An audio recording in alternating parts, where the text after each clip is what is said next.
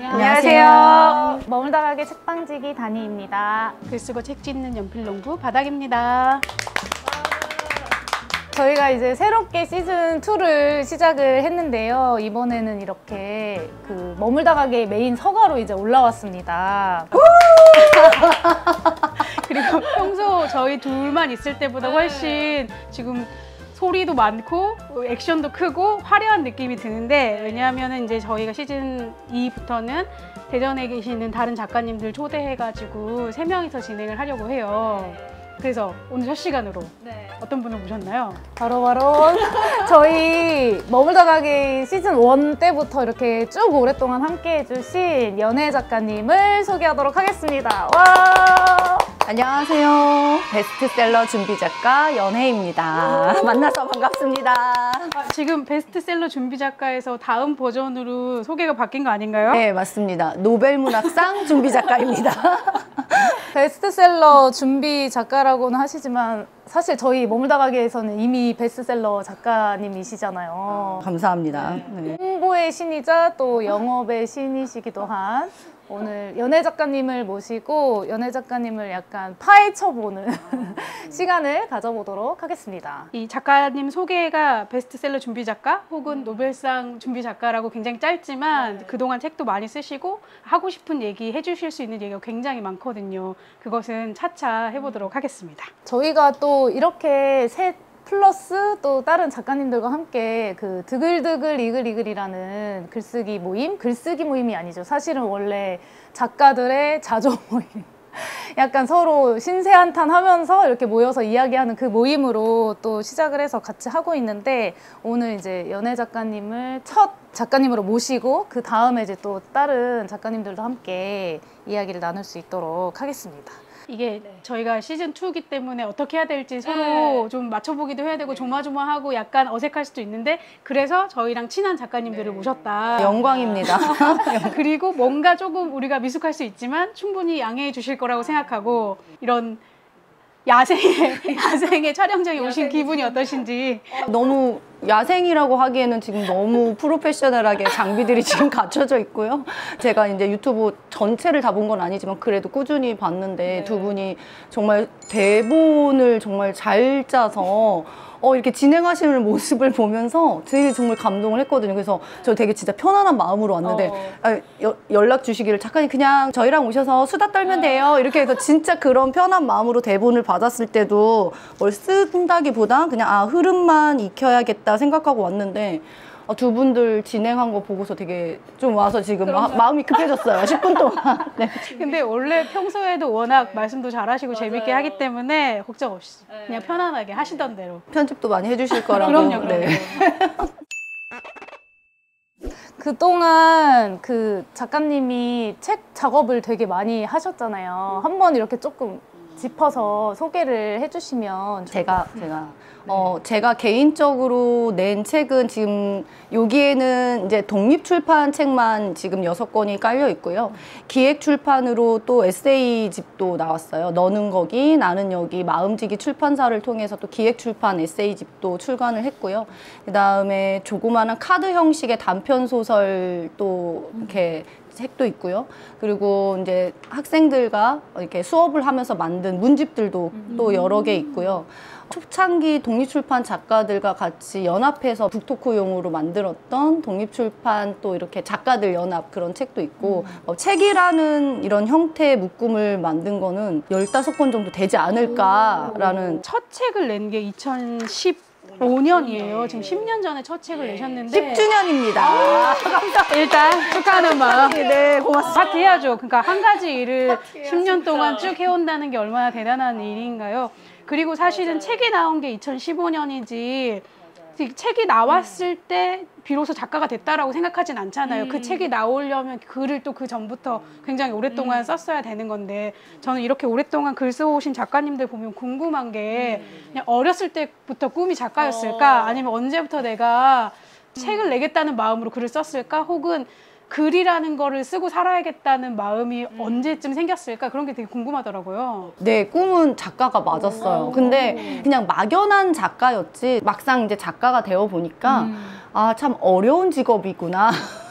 그래서 어렸을 때부터 꿈이 작가여서 이제 글쓰기를 즐겨 했고 다들 해보셨을 테지만 교환일기, 그다음에 친구들과 교환 소설 나누기 안 해보셨나요? 저 진짜 그래서 소설은 안 해봤어요. 소설 이제 아니면 이제 뭐 에세이처럼 아니 우리가 썼던 일기들이 곧 에세이가 되는 거고 그다음에 이제 거기다가 뭐 살을 붙여서 좀 가짜 이야기를 만들어내면 소설이니까 그래서 교환 소설을 썼던 기억도 있고 그냥 막연하게 글을 쓰는 걸 되게 좋아했던 것 같아요. 그래서 나중에 작가라는 이런 직업을 갖게 되면 참 좋겠다라고 생각을 해서 대학교도 이제 그때는 이제 좀 지도해주는 분이 없어서 문해창작과 이런 걸 몰랐어요. 그래서 저는 그냥 영어를 좋아하고 책을 좋아하고 왜냐면 그 당시에 제가 읽었던 책들이 워더링 하이츠, 폭풍의 언덕 이런 책을 보면서 되게 영감을 많이 받았기 때문에 아 영문과를 가야겠다. 그래서 이제 영문과 지원을 해서 갔는데 작가와는 좀 다른 삶의 공부를 하게 됐죠. 예. 그리고 이제 기억에 남는 게 영문과 교수님들이 저희를 앉혀놓고 항상 했던 말이 이 중에 혹시라도 번역가나 작가로 활동한 사람들이 있으며 할 생각이 있는 사람들이라면 꿈을 접어라.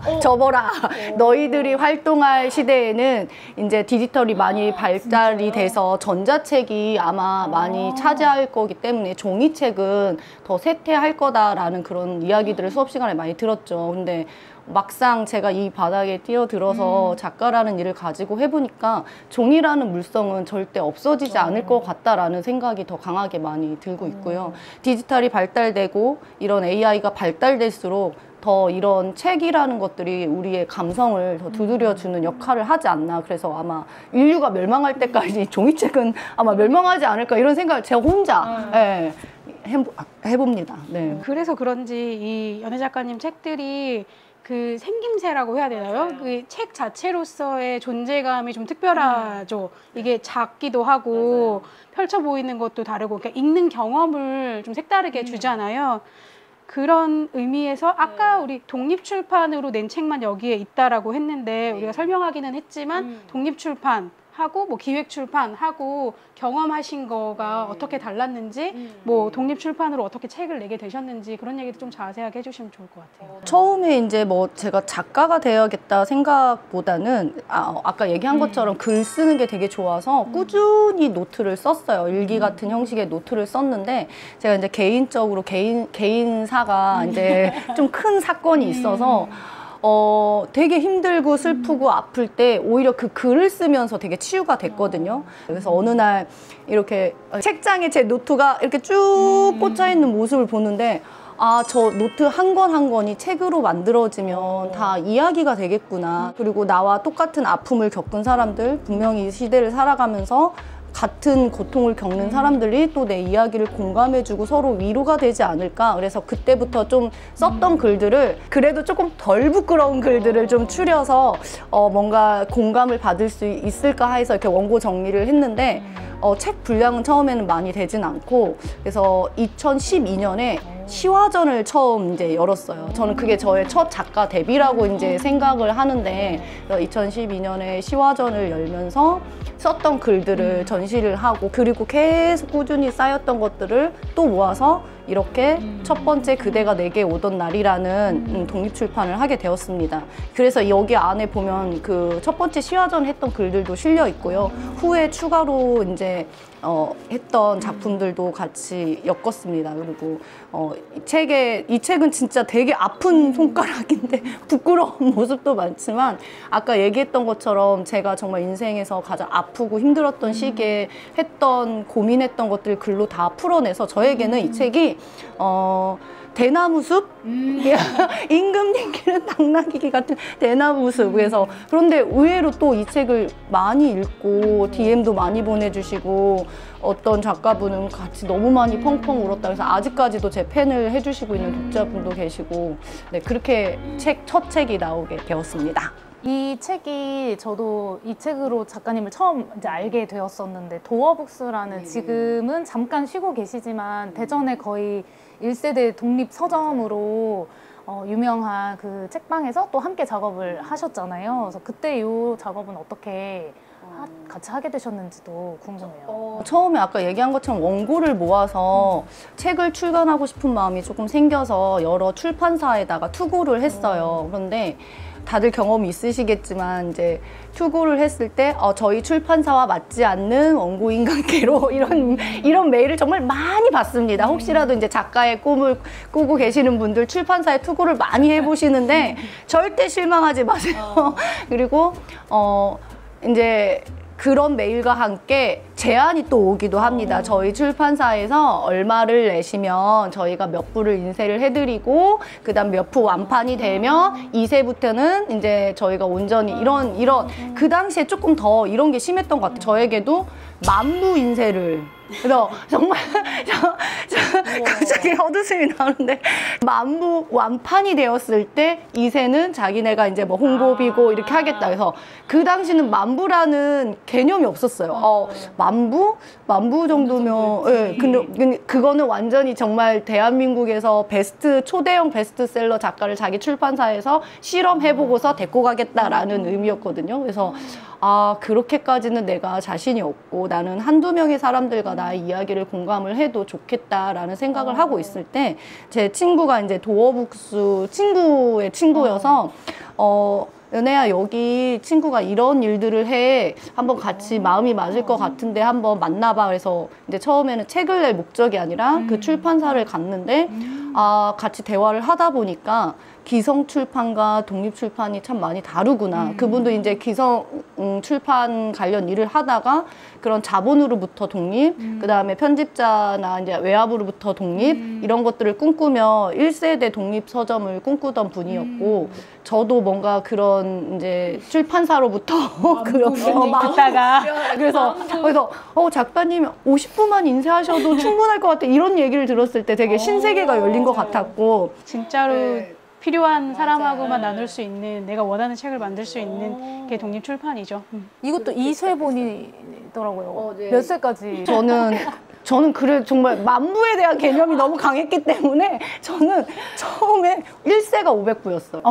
많이 하셨는데요. 네. 1세가 500부였기 때문에 저는 만부의 기준이 이제 박혀 있는 관계로 500부면 엄청 작은 부스라고 생각을 한 거예요. 근데 이제 그 도어북스 대표님이 500부도 말리셨어요, 처음에. 근데 정말 감사하게도 제가 1세대 독립서점 출판사들과 이렇게 한 20군데 정도 됐었거든요. 그 당시에는. 그래서 감사하게도 막 이렇게 독립서점들이 생겨나던 시절에 책이 없던 책방들이 되게 많았어요. 그래서 뭐 서울의 살롱드 북스 뭐 이런 데나 아니면 뭐 6월의 서점이나 다시 서점이나 이런 곳에 처음에 제 책을 입고해 줬을 때 오히려 대표님들이 너무 고마워했어요.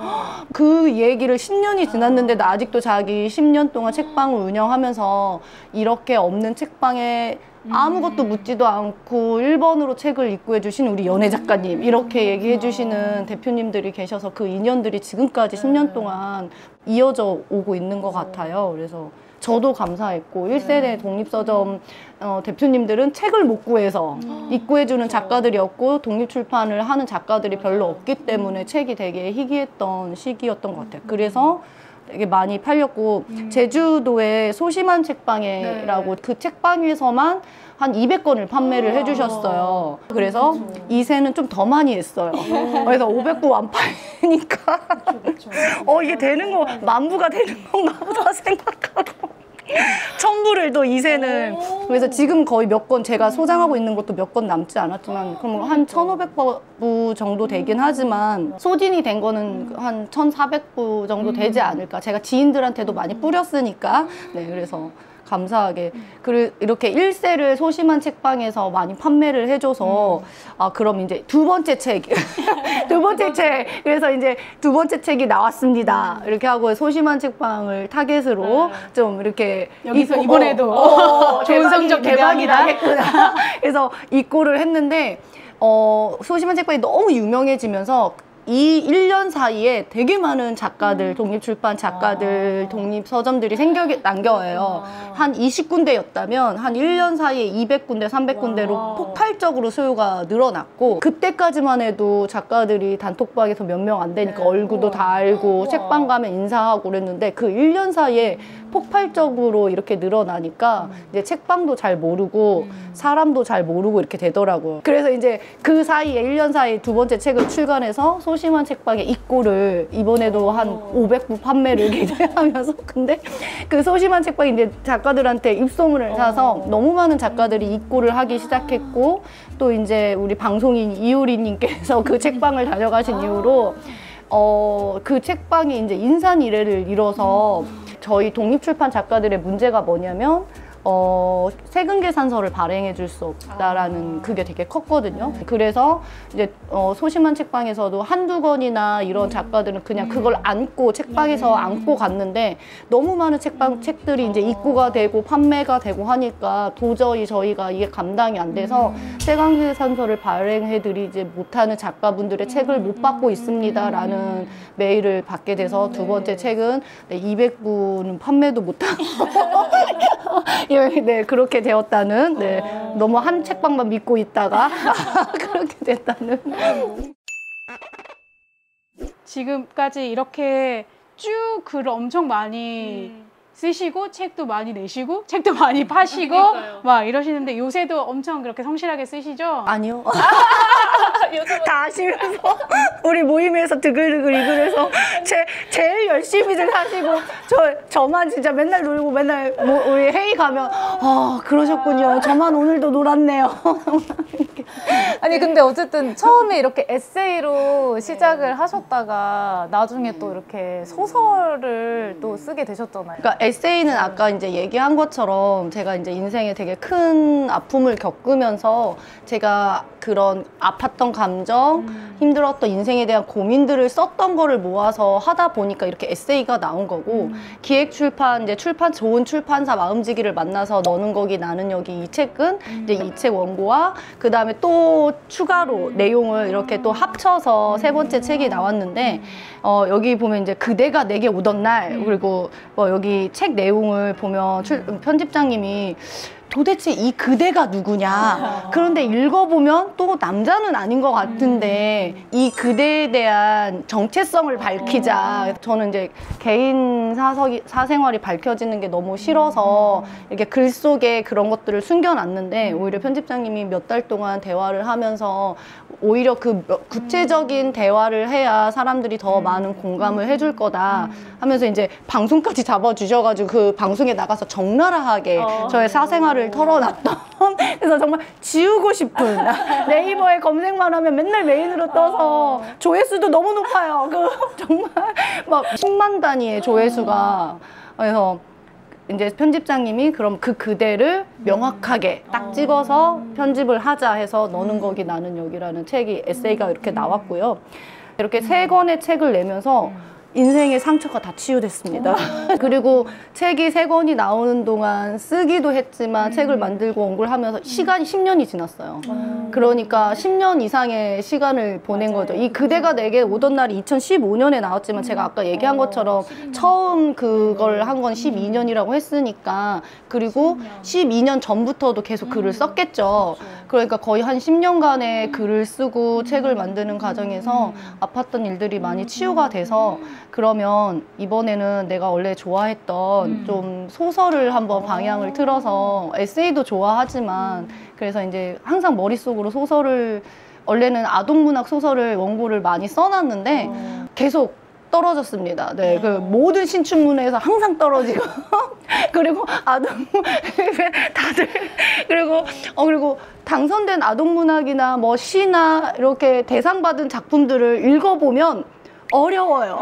그래서 이렇게 어렵게 꼬아야 당선이 되는 걸까 항상 고민을 했죠. 몇 년 동안 뭐 많이 투고를 하고 많이 냈지만 계속 떨어졌어요. 그리고 출판사에도 했지만 또 여전히 저희 출판사와 맞지 않는 원고가 맞지 않는 관계로 이 메일을 상처받지 마세요 혹시 여러분. 그래서 정말 몇백 번 거절을 당했습니다. 나는 그동안 계속 독립출판을 해왔던 사람인데 내 책, 내 소설 뭐 또 똑같이 이렇게 공감을 받았는데 내가 얼마나 만부팔 수 있는 베스트셀러가 아니어도 나는 베스트셀러 준비 작가니까 자신감을 가지고 한번 첫 소설을 출간해 보자 해서 코로나 기간에 첫 출간을 하게 되었습니다.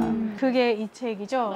나는 매일 살생부를 기록한다. 코로나 기간에 거실로 매일 출근을 하면서 방에서 예쁘게 이렇게 옷을 입고 화장을 하고 거실로 딱 출근을 해서 첫 번째가 20년 코로나, 그다음에 21년 피해 복수, 22년 살려줘 이렇게 그 시리즈로 나왔는데 원래 이 시리즈 내용은 아실 수도 있지만 제가 이제 이렇게 책 판매할 때 좀 이렇게 사람들한테 사실은 이 책이 100권까지 기획이 돼 있다. 근데 나는 내가 평생 살면서 99권까지의 에피소드를 발표를 하고 마지막 100번째는 유언으로 남겨놓을 거다. 그래서 만약에 나의 찐팬이 한 명이라도 있다면 이 100권을 소장하기 위해서는 내가 죽은 다음에 이렇게 농담처럼 이렇게 그래서 에피소드 이게 각각 한 파트 한 파트마다 주인공의 어떤 삶의 에피소드가 일어나면서 쓰여지는 소설이라서 이어지는 듯 이어지지 않는 이런 소설이거든요. 그래서 한 권만 읽어도 이해할 수 있는. 머릿속에 99권의 주인공과 에피소드는 있는데 3권만 내고 이제 좀 멈췄습니다. 좀 팬들이 더 많아요. 아니면 대형 출판사 문학동네나 뭐 민음사나 이런 데에서 기획출판으로 4권, 5권, 6권, 7권, 8권, 99권까지 이렇게 내주실 거면 연락주세요. 머릿속에는 있습니다.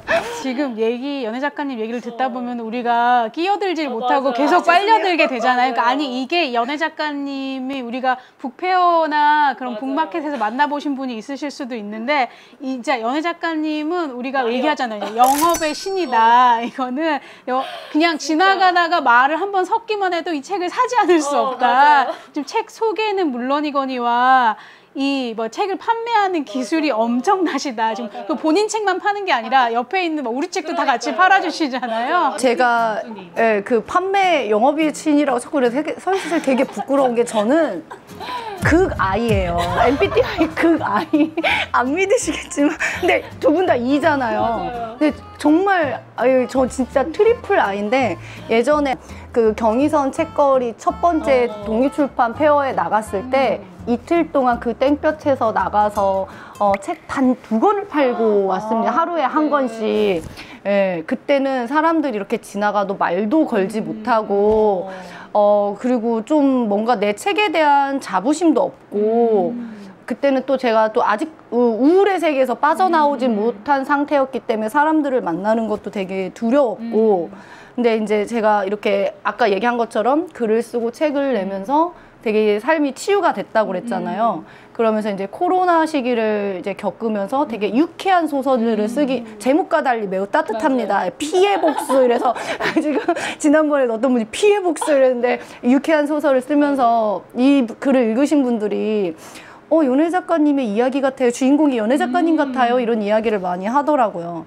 이렇게 어쨌든 간에 책을 통해서 글을 쓰면서 인생이 치유되고 나니까 사람이 좀 많이 밝아지고 사람들을 만나는 게 두렵지 않게 되고 그리고 이제 저에게 되게 인생에서 되게 좋은 친구를 만났어요. 그래서 그 친구를 보면서 나도 할 수 있다라는 힘을 얻었죠. 그래서 그 친구처럼 나도 뭔가 알을 깨고 나가서 뭔가 전혀 나의 다른 모습을 한번 해보고 싶다라는 생각을 그래서 이제 북페어도 나가서 철판을 깔고 근데 그 아이인데 사람들이 정말 트리플 닌자 그래서 그 친구를 되게 떠올리면서 만약에 이 친구라면 여기서 이렇게 하겠지 정말 그거를 정말 마음속으로 한 100번씩 새기면서 했던 것 같아요. 그 친구랑 그래서 제가 좀 많이 붙어 다니면서 노하우를 좀 배우고 계속 이렇게 보면서 저 친구는 어떻게 사람들을 저렇게 잘 만나고 대화를 할까 연구를 하면서 좀 많이 배웠던 것 같아요. 네. 멋집니다. 진짜로 글을 쓰고 책을 만들면서 그냥 한 사람이 연애라는 한 사람이 작가로서 어떻게 변화하고 성장하는가 이런 것도 되게 얘기해 주신 것 같아서 되게 인상적이네요. 이 세 가지 뒤에 이제 99권의 이제 이야기가 더 안 나와요. 있다고는 하셨지만 만부 팔려야 나와요. 만부 팔려야. 저희도 이거를 이렇게 세 개를 묶어서 지금 같이 이렇게 네. 팔기도 하고 네. 또 이제 작가님이 이런 페어 나가시면 이렇게 세트로도 네. 되게 네. 예쁘게 손글씨 쓰시고 네, 네. 포장해가지고 이렇게 또 판매를 하시기도 하는데 왜냐하면 책값이 정말 너무 저렴하거든요. 맞아요. 그래서 세 권을 합쳐도 그냥 다른 책 한 권 가격밖에 되지 않기 때문에 그리고 피해 복수가 우선 제일 많이 팔렸어요. 먼저 제목이 너무 강렬하니까 이제 호기심 어린 마음으로 사람들이 이렇게 봤는데 어머 뭐야 이 내용이 이래 이렇게 해서 DM을 많이 받았는데 작가님 이게 1권이 있는지 몰랐어요. 3권이 또 나왔더라고요. 그래서 꼭 책방 가서 찾아서 보겠습니다. 이런 DM을 정말 꽤 많이 받았거든요. 그래서 아 사람들이 1권이 있고 3권이 있다는 걸 모르는구나. 그래서 그렇다면 3권을 합쳐서 판매를 좀 해봐야겠다. 사람들한테 시리즈 소설이라는 것도 각인시키고 그래서 페어 같은 데 나갈 때 이렇게 좀 3권을 합쳐서 판매도 해보고 있습니다.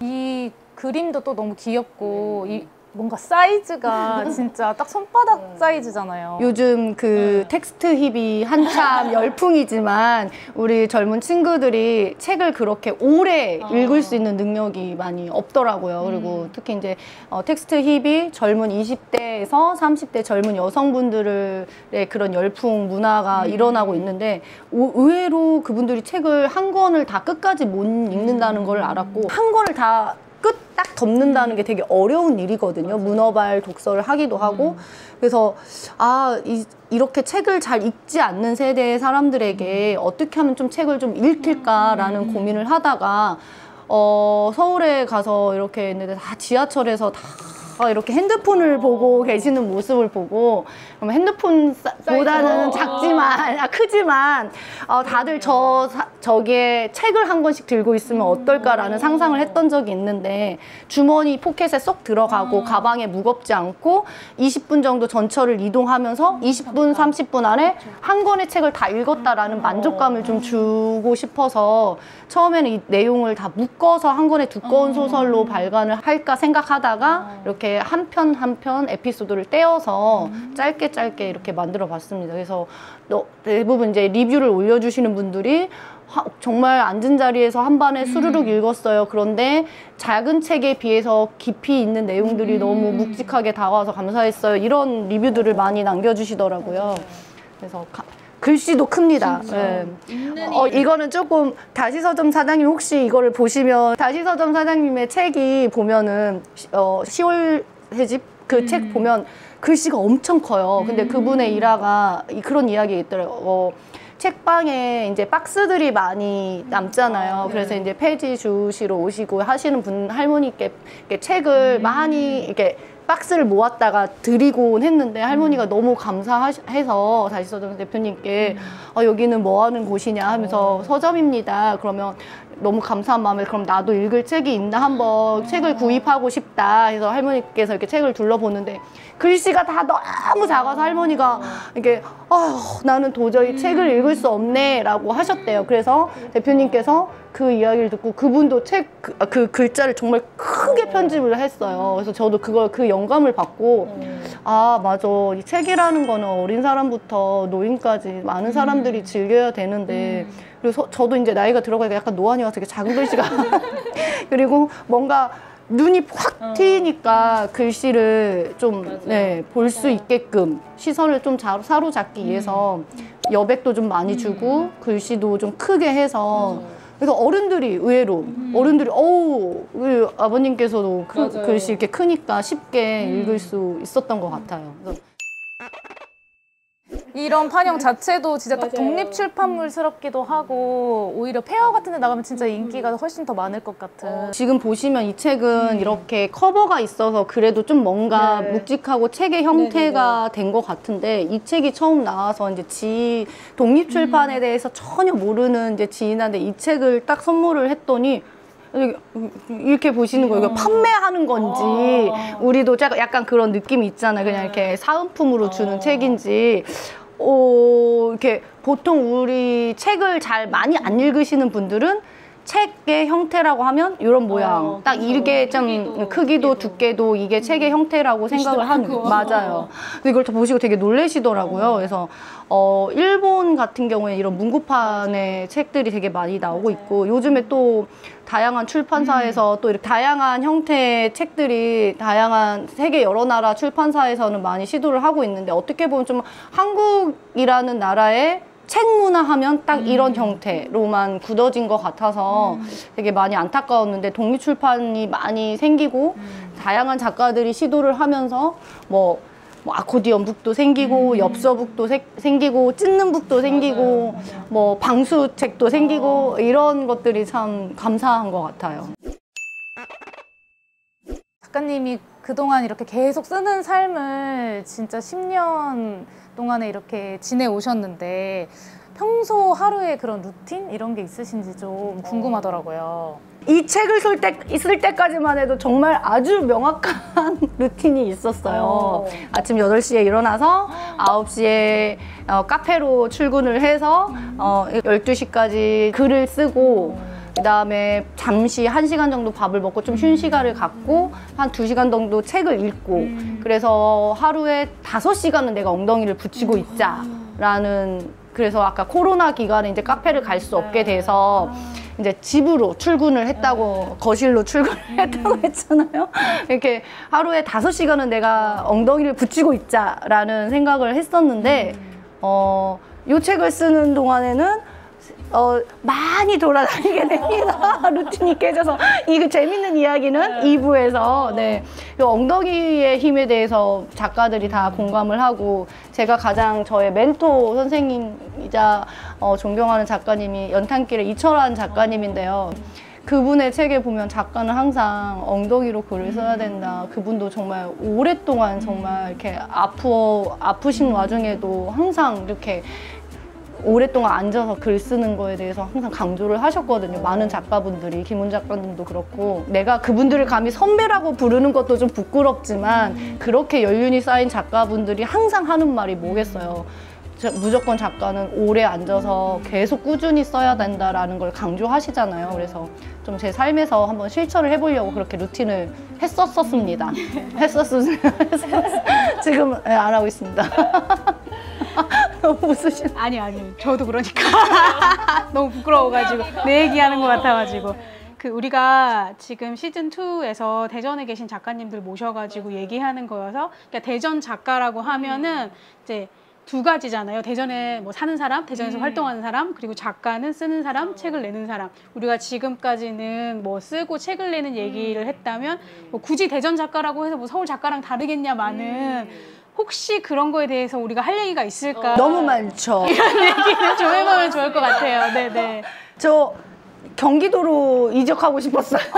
진짜요? 우연히 이제 경기문화재단에서 하는 이제 북페어에 초대받아서 간 적이 있는데, 작가 대접이 너무, 그때도 저는 어차피 독립출판 작가였고 유명하지 않고 책 한 권, 두 권을 출판했던 작가였음에도 불구하고 작가라는 사람들을 이렇게 인정을 해주고 대접을 해주고, 대접을 받길 원한다는 게 아니라 이렇게 존중을 해주는구나, 작가라는 거를. 그래서 그때 경기문화재단으로 어떻게 내가 주소를 옮겨볼까 막 이런 생각도 했던 적이 있는데, 저는 어렸을 때부터 오랫동안 대전에서 살았기 때문에 그냥 잠시 마음만 그랬다는. 아무래도 막 서울이나 수도권 같은 우리가 그렇게 인정하고 싶진 않지만 문화적 격차나 배경이 좀 다른 게 있잖아요. 그거에 작가들을 대할 때도 우리가 느끼게 되었더라, 이런 얘기 해주신 것 같아요. 이제 서울 같은 데 가서 대전에서 왔습니다 하면 좀 이렇게 봤던. 혹시 서울 사람들은 부산 사람들도 시골에서 왔다고 하니까 시골에서 왔구나 이렇게. 대전 시골 아닌데 네, 그런 느낌을 많이 받긴 했습니다. 그러면 이거 작업을 할 때도 내가 대전에 사는 사람이다, 내가 사는 곳이 대전이다, 이런 거가 뭐 작품에 어느 정도 영향을 미친다고도 생각하세요? 여기에 정확하게 언급은 되어 있지 않지만 배경들이 다 대전이에요. 여기에 나오는 카페도 내가 다녔던 카페를 상상하면서 썼고, 저 어떤 인물 캐릭터도 내가 대전에서 어떤 우연찮게 스쳐 지나갔던 사람의 모습을 캐릭터를 보면서 썼고, 그리고 이제 그대가 내게 오던 날에는 사진이 좀 들어갔는데 우암사적공원도 나오고 시립미술관도 나오고. 근데 이제 모르죠. 근데 대전 사람이 만약에 봤다면 여기 우암사적공원인데 시립미술관인데 이렇게 생각할 수가 있겠죠. 그래서 이제 사진이 안 들어간 소설 같은 경우에는 어쨌든 그 모든 배경이 다 저는 서울을 상상하면서 쓰기에는 조금 어려웠습니다. 당연히 작가들이 자기가 살고 있는 삶의 반경 안에서 그냥 이야기를 쓰는 거니까 아무리 그게 상상이라고 하더라도. 근데 이제 그런 차이가 있겠지. 서울 사람들은 서울이라는 걸 표현하든 안 하든 다 알아, 얘가 서울인지. 그렇지만 우리는 비서울이니까 이걸 굳이 선화동이라고 써야지 이 사람 사는 동네구나 라고 생각하지, 그냥 이 사람이 쓰는 얘기가 그곳의 얘기라는 생각을 안 하는 거죠. 그래서 이제 저랑 좀 친한 친구가 그거를 좀 조언을 해주셔서 제가 이번 카드 단편 소설을 시리즈를 만드는데 그거는 아예 군산편 이렇게 딱 박아버렸어요. 그리고 이제 올해 할 거는 대전편인데 좀 쓰기가 싫어서 좀 기다리고 있는데 어쨌든 제가 사는 동네가 이제 가양동이고 우암사적공원을 매일 산책을 가니까 우암사적공원을 산책하다 만난 어떤 캐릭터에 대한 이야기 내 머릿속에만 있지만 뭔가 쓰고 싶지 않아서 기다리고 있는데 거기에는 군산편 해서 아예 군산의 도시의 말랭이 마을, 철길 마을, 하구뚝 이런 지명을 딱 넣어서 그 군산편이라고 해서 했더니 전주에 있는 이제 프롬프트라는 책방에서 그 책 이제 지도 책방이라서 군산편 딱 들어가 그 책을 어떻게 알고 입고를 하셔서 이렇게 배치를 해주셨더라고요. 그래서 이게 참 작가들이 책 속에 지명이나 정확한 명칭을 넣는 게 이게 되게 중요하구나. 요즘에 그걸 좀 많이 느끼는 것 같아요. 그래서 이제 작가님도 이제 대전 관련 책을 이렇게 딱 쓰니까 대전에서 많이 인터뷰가 나오고 하는 것처럼 그냥 내 얘기를 하고 싶은 거지 굳이 여기를 대전이라고 밝히고 싶은 마음도 사실은 없잖아요. 그런 거를 다 넘어서서 그냥 보편적인 얘기를 하고 싶은 게 작가의 마음인데, 근데 이게 되게 양가적일 것 같아요. 좀 넣어보려고 해야 돼. 대전시 가양동 머물다 가게에서 이렇게 소재동 머물다 가게에서 이렇게. 초반에 저도 그 연애 작가님하고 독서 모임도 막 만들고 글쓰기 모임도 만들고 이런 모임을 막 시작하게 됐던 계기도 작가님이 와서 계속 말씀하셨어요. 맨날 독서 모임하러 서울까지 올라가기 힘들다. 대전에도 좀 만들자. 대전에서도 좀 하자. 이런 얘기를 계속 하셔서 저희가 막 제가 초창기 때부터도 그런 프로그램도 작가님이랑 되게 많이 만들었었잖아요. 그런 활동도 진짜 많이. 여기 머물다 가게에서도 뭐 많이 하시잖아요. 어떤 프로그램들을 하시는지 그런 것도 한번 소개해 주시면. 지금은 고전에 머물다 하고 있고요. 고전 정말 너무 좋은 작품들이 많고 책을 읽기에 근간이 되지만 고전을 또 도전하고 싶어하는 사람들이 많지만 어려워서 쉽게 또 문을 못 여시는 분들이 계신 것 같아요. 그래서 저도 처음에 이제 워더링 하이츠 그 고전을 보고 너무 좋아서 작가가 되고 싶다. 뭔가 책의 세계에 빠졌던 사람이라서 고전이 참 좋은데 사람들이 아까 요즘은 책 한 권도 못 읽는 분들이 많은데 고전을 읽을 수 있을까 이런 생각을 하다가 몇 번 시도를 했는데 모집이 안 되더라고요. 그러면 읽기 말고 고전의 재밌는 요소를 막 이렇게 스토리텔링 하듯이 막 무슨 아이들 수준에 맞춰서 이렇게 해서 한번 고전 할기 이렇게 고전 할기 떠먹여주기. 네, 떠먹여주기. 그래서 이런 이야기가 나와 이 책에 우리 나중에 한번 읽어볼까? 라는 좀 흥미 유발 이렇게라도 하려고 고전에 머물다라는 프로그램을 꾸준히 하고 있고 그 머물다 가게하고는 참 인연이 깊어서 다양한 프로그램 독서 모임도 꽤 오랫동안 했던 독서 모임도 있고 글쓰기 모임 처음에 이제 정말 둘이 처음에 이렇게 시작했다가 한 3명, 4명 했다가 이렇게 파토난 글쓰기 모임도 있고 소설 쓰기 모임도 잠깐 했는데 그분들이 또 지금까지도 이렇게 저는 빠졌지만 이제 그분들이 이렇게 아직까지도 소설 쓰기 모임도 하고 있다고 하더라고요. 그래서 감사하고 필사 모임도 하시고. 네, 맞아요. 필사 모임도 하고 있고요. 그리고 이제 무엇보다도 일루션 북토크를 여기서 첫 번째 열어주셔서 너무 일루션 북토크 궁금하시죠, 먼저? 한번 쉬고 저희가 그럼 2부에서 이 라이프에 대한 이야기를 조금 더 자세히 나눠보도록 하겠습니다.